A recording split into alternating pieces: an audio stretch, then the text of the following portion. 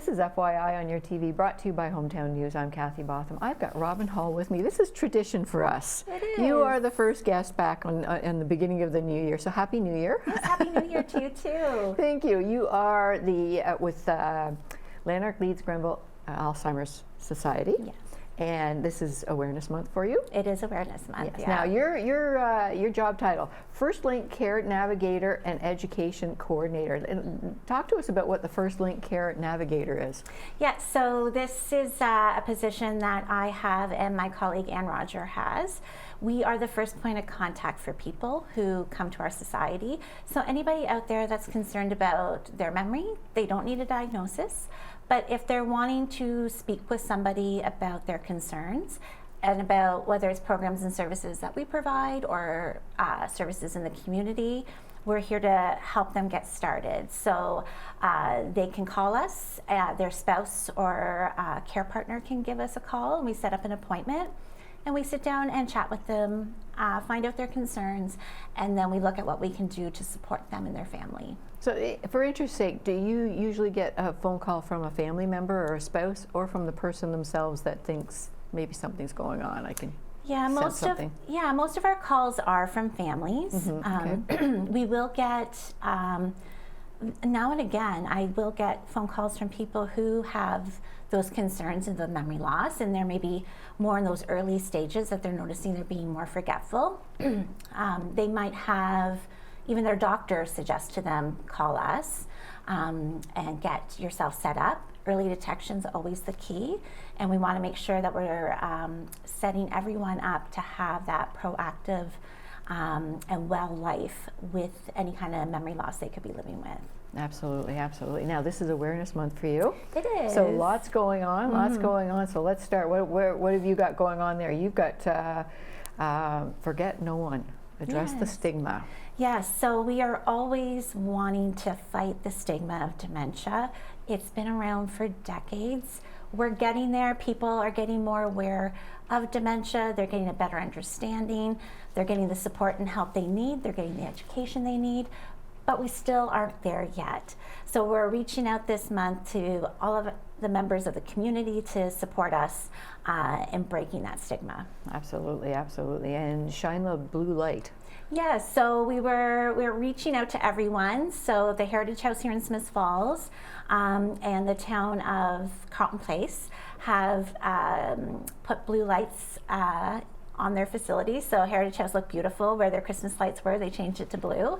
And we're asking anybody if you can grab a light bulb that's a blue light bulb and put it out in your front porch and turn it on, just to show people in your neighborhood that you support people with dementia and you're working towards the cause of breaking the stigma. And so many people are putting up that permanent lighting now too. You can change it to red and green for Christmas and orange for Halloween, that sort of thing. And there's probably a setting on it. You can just change it to blue. Yep, great opportunity to change it to blue. Absolutely, absolutely. January 28th, you've got a day of action. Yes, so we're calling out to everyone. Wear something blue that day. If you have a forget-me-not pin, put that on. Once again, bringing awareness to the stigma of dementia. We're also really excited. We're organizing a virtual and in-person dementia-friendly community education for businesses and organizations in the region as well on that day. Now, do you still go around to businesses and do that sort of training too? They used to have like a purple umbrella. Yeah, it used to be the blue umbrella. Blue umbrella, sorry. Yeah, blue, yes. Yeah, and I definitely still do that. Yes. I love it when businesses and organizations reach out to me for that education. So this opportunity is perfect for any person out there that wants to know what it's about. So we are hosting it at our Smiths Falls site at 10 a.m. and 6 p.m. We are also going to be running it virtually as well for people who can't make it in person. I'll run all through the dementia-friendly program, the education program, and anybody who's wanting to set up a time afterwards to have their staff, their members, their volunteers trained afterwards, I'm happy to set that up for them. And you do that all year? All year. All year, you do that, yeah, for sure, for sure. Now you've got this toolkit here, we were talking about it earlier. Yes. I'm really interested in this, I think it's wonderful, we're starting young. Yes, yes, so this is called the Youth in Action, a toolkit for youth dementia supporters. So it's almost like dementia-friendly communities, but for our younger people in our community. So we're focusing on kids grade 5 and up. This book is, I've gone through it a bunch of times. It's so much fun. It has really good digestible information for that age group on dementia. It has fun activities like word searches and things like that in there. But what the focus is to get the youth in our areas educated on dementia so they can become the supporters out there.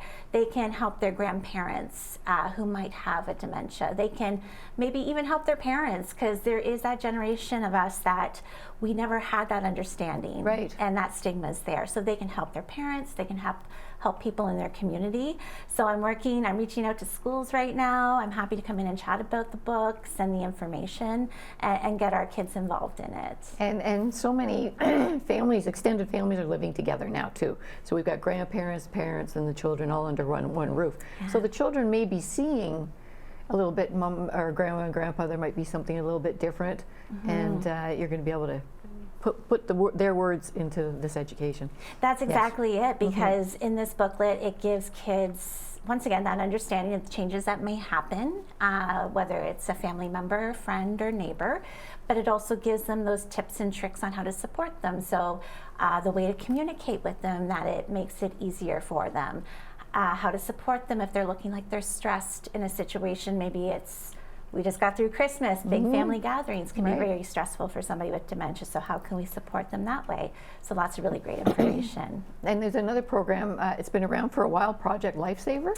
And what's that about? Yes, so Project Lifesaver, we've been working very hard at getting that in our area of Lanark, Leeds, Grenville. We were so happy to start it off in Leeds, Grenville. It's about 2 years ago now. And what it is it's a program for vulnerable people in our community who could be at risk for getting lost or going missing. So it's different than something like an Apple AirTag, because that you need cell service or it's a GPS device. Project Lifesaver uses the old school radio frequency. Okay. So the bracelet that a person would wear, it's hospital grade plastic with the radio frequency chip in it. And the police in all the different areas get trained in how to use specific equipment to help search for a person. So basically the bracelet just sets off a ping, and they have this device that they carry, and when they start hearing the ping, they follow the direction of that sound. So it's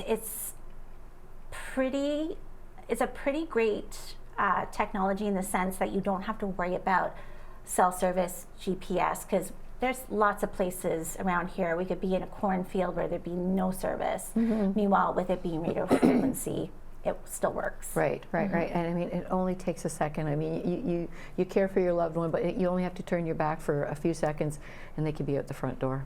And we hear that a lot. Yes. Quite often, the caregiver can catch them real quick. They're down at the end of the lane, but it does happen in a heartbeat. That's right. And then, you know, in a sense too, it's nice when we talk community too, because a lot of the neighbors and are aware too, you know, and they see what's going on too, and before they have to use the bracelet, I'm just thinking, you know, they see somebody come walking out and they come out and help and get them back home again. But it just gives you that little bit of relief too, that, you know, if somebody's gone missing, and it only takes a couple of minutes of them being missing, they could be gone pretty far if they want. Absolutely, Yes. they can move pretty quick Yeah. in just a few minutes. Yeah. That's right. I wrote down some statistics here now. I just have to find them. By 2030, 1 million Canadians could be living with Alzheimer's. Yeah, we've definitely seen the numbers increase over the years. I've been with the society for 16 years now, and we, as a society here in Lanark, Leeds, Grenville, we have seen the increase just with how busy we are. And it is for many different reasons. Number one, an aging population. This is an age-related disease, and that population of people are getting older, we're all living longer, which is wonderful.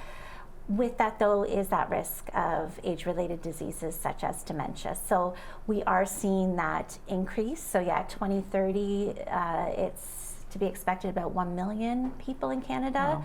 By 2050, it can be 1.7 million. Wow. So it just kind of stands to show that education, breaking that stigma, is what we really need to work towards, because it is a community effort to support all the people that are living with a dementia around us. Absolutely. Now, I don't know if this is a question for you as the education coordinator or it's a medical question. Are there things people could do to maybe hold off from getting Alzheimer's? Or Absolutely. Yes. I'm so glad you asked that. There was a study released back in 2022 called the Landmark Study.